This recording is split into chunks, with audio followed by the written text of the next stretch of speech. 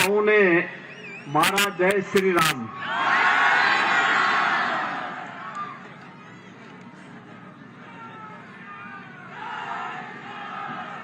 Bharatiya Janata party के लोकप्रिय प्रत्याशी श्री कानूभाई डाबी जी,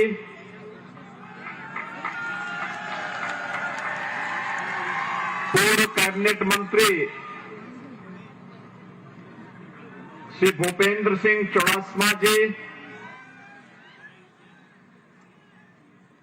पूर्व विधायक श्री भगत भाई पांड्या जी, पूर्व विधायक श्री लालजी भाई मेट जी,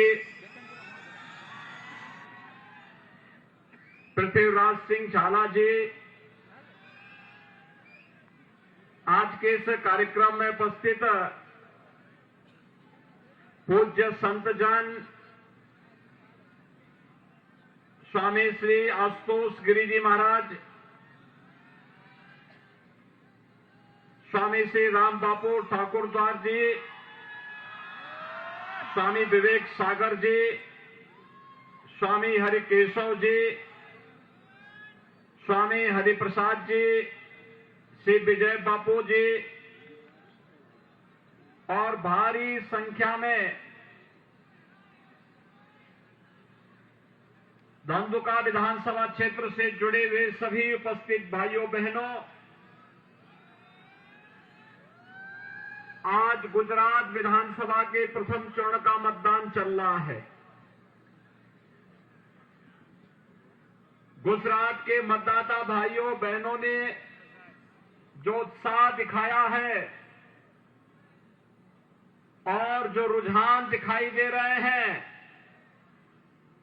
गुजरात भारतीय जनता पार्टी को एक ऐतिहासिक विजय की ओर आगे बढ़ा रहा है। और वास्तव में आज का दिन तो बहुत महत्वपूर्ण दिन है। भाइयों बहनों, देश की आजादी का यह अमृत महोत्सव वर्ष है और अमृत महोत्सव वर्ष में आज का दिन इसलिए भी स्वर्ण अक्षरों में जाना जाएगा क्योंकि दुनिया के जो 20 बड़े देश हैं जिन्हें G20 के नाम पे जाना जाता है, G20 के देशों के अध्यक्ष के रूप में हमारे यशस्वी प्रधानमंत्री श्री नरेंद्र मोदी जी आज कार्यभार संभाल रहे हैं। अगले 1 वर्ष के अंदर दुनिया के अंदर शांति, सौहार्द और विकास का मॉडल क्या होना चाहिए, ये प्रधानमंत्री मोदी जी तय करेंगे। और भाइयों बहनों, उनके नेतृत्व में विश्व बंधुत्व के भाव को वैश्विक मंच पर स्थापित करने के लिए भारत एक बार फिर से विश्व गुरु के रूप में प्रतिष्ठित होगा, इसमें कोई संदेह नहीं। गुजरात की धरती वैसे भी बड़ी पवित्र धरती है। जब गुजरात में हमारे मथुरा वृंदावन से कृष्ण कन्हैया आए तो यहां पर द्वारिकाधीश हो गए। हमारे उत्तर प्रदेश के ही छपया से भगवान स्वामीनारायण का आगमन गुजरात की धरती पे होता है तो दुनिया में लोग पूज्य हो गए। और गुजरात की धरती ने संकट के समय हमेशा देश को एक मार्गदर्शन दिया है। सामाजिक विकृतियों से जकड़े हुए भारत को जब नई दिशा देनी थी, स्वामी दयानंद सरस्वती गुजरात की धरती ने ही दिए थे। देश की आजादी की लड़ाई कैसे लड़ी जानी चाहिए, राष्ट्रपिता महात्मा गांधी गुजरात ने ही भारत को दिए, जिनके नेतृत्व में भारत ने देश की आजादी की लड़ाई को लड़ा था। और स्वतंत्र भारत में भारत के एकीकरण का मार्ग कैसे प्रशस्त हो, तब लौह पुरुष सरदार वल्लभ भाई पटेल ने कमान अपने हाथों में ली थी। भाइयों बहनों, अगर कांग्रेस के उन्हीं नेताओं के हाथों में, जिनके हाथों में बागडोर आजादी के बाद आई थी, अगर देश के एकीकरण की बागडोर उनके हाथों में होती तो जूनागढ़ का नवाब और हैदराबाद का निजाम तो पहले ही आंखें दिखा चुका था। सरदार साहब के सामने जूनागढ़ के नवाब को और हैदराबाद के निजाम को भी भाग खड़ा होना पड़ा था और दोनों भारतीय गणराज्य के हिस्से बने थे।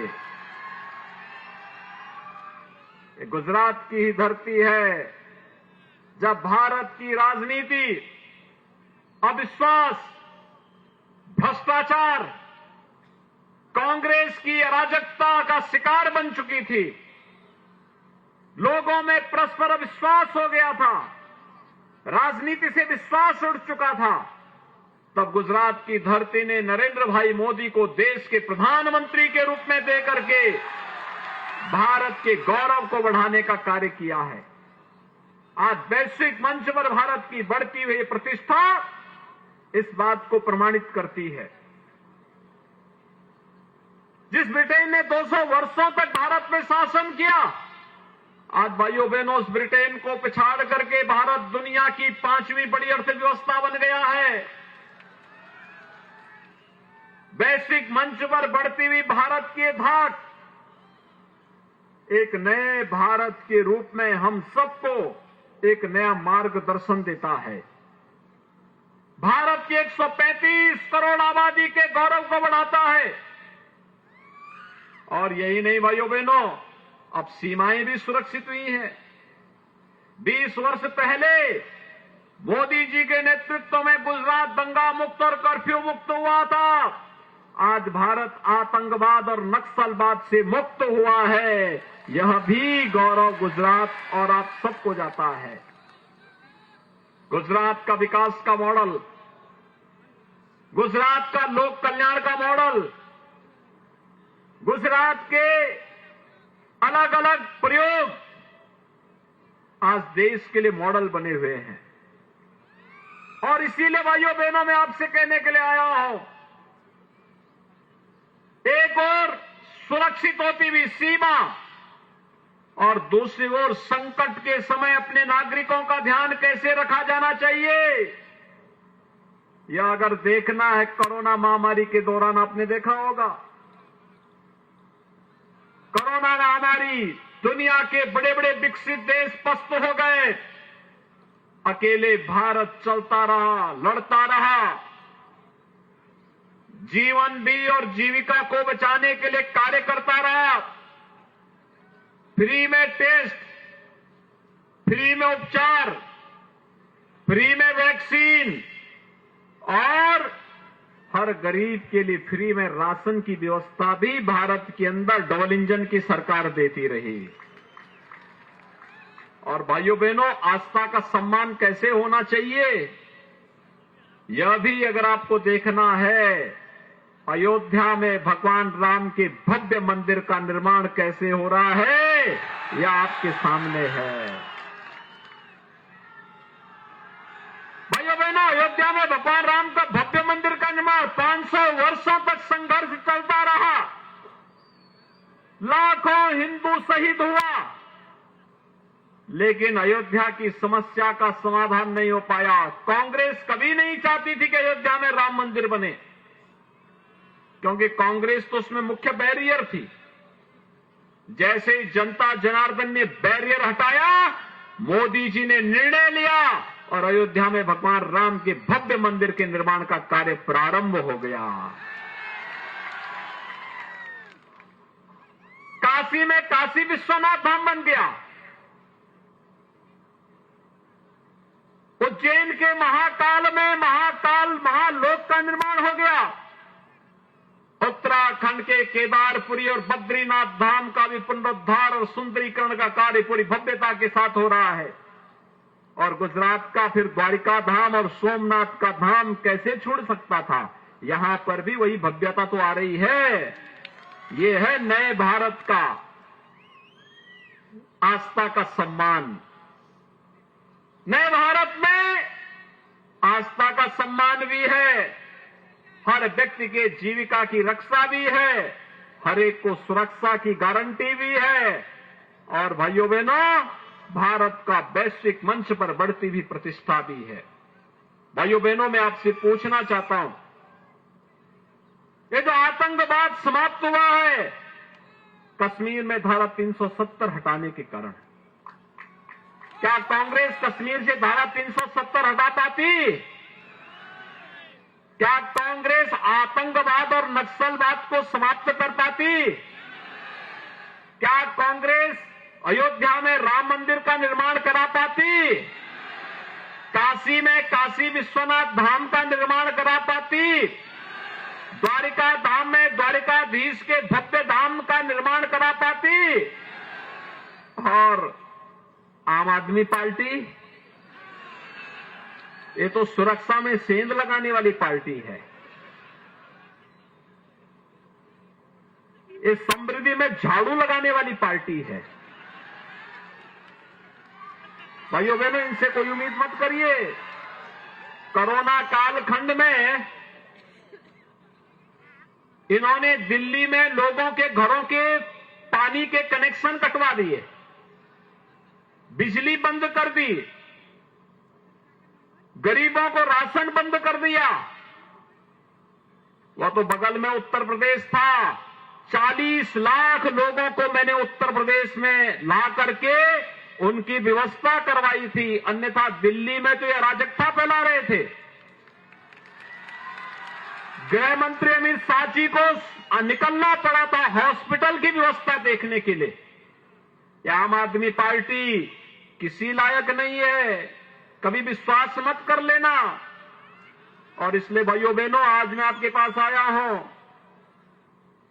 ये कांग्रेस हो या आम आदमी पार्टी, ये सुरक्षा में सेंध लगाने वाले लोग हैं, भ्रष्टाचार को प्रश्रय देने वाले लोग हैं, अराजकता को बढ़ावा देने वाले लोग हैं।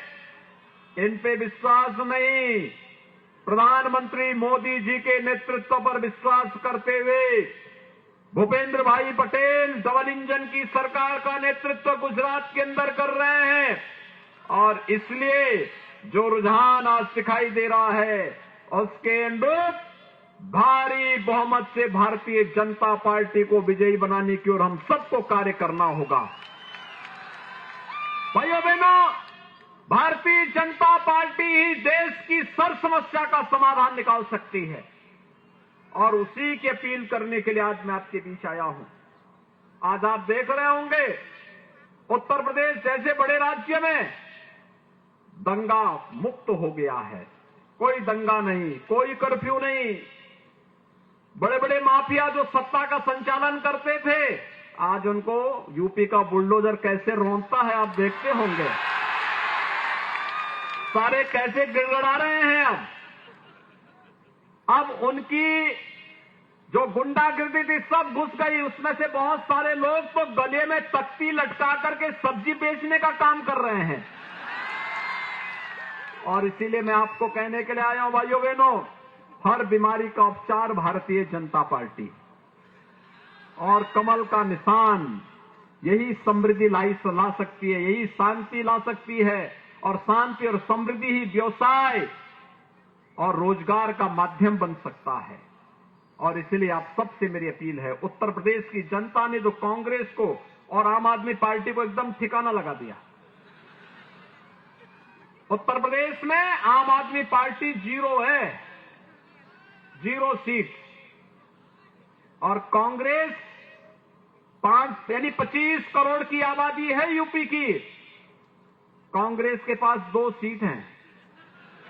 403 में से 2 सीट, यानी राम नाम सत्य है के लिए भी 4 लोग चाहिए होते हैं, उसको 4 भी नहीं मिले। बापू के सपने को साकार करने का सबसे अच्छा अवसर है, और वह अवसर है कांग्रेस मुक्त और आम आदमी पार्टी मुक्त गुजरात बना दीजिए भाइयों बहनों। फिर से आप देखना, गुजरात देश का एक मॉडल बन जाएगा राजनीति का भी। और इसीलिए आज मैं आपके बीच आया हूं। भारतीय जनता पार्टी ने कालू भाई दावी को अपना प्रत्याशी बना करके आपके बीच में उतारा है। कालू भाई दावी को समर्थन करेंगे सभी लोग। सो आप बधा भाजपा ने भव्य जीत आपसो हाथ ऊंचा करीने समर्थन आपो। भारत माता की, भारत माता की, भारत माता की जय श्री राम, जय जय श्री राम।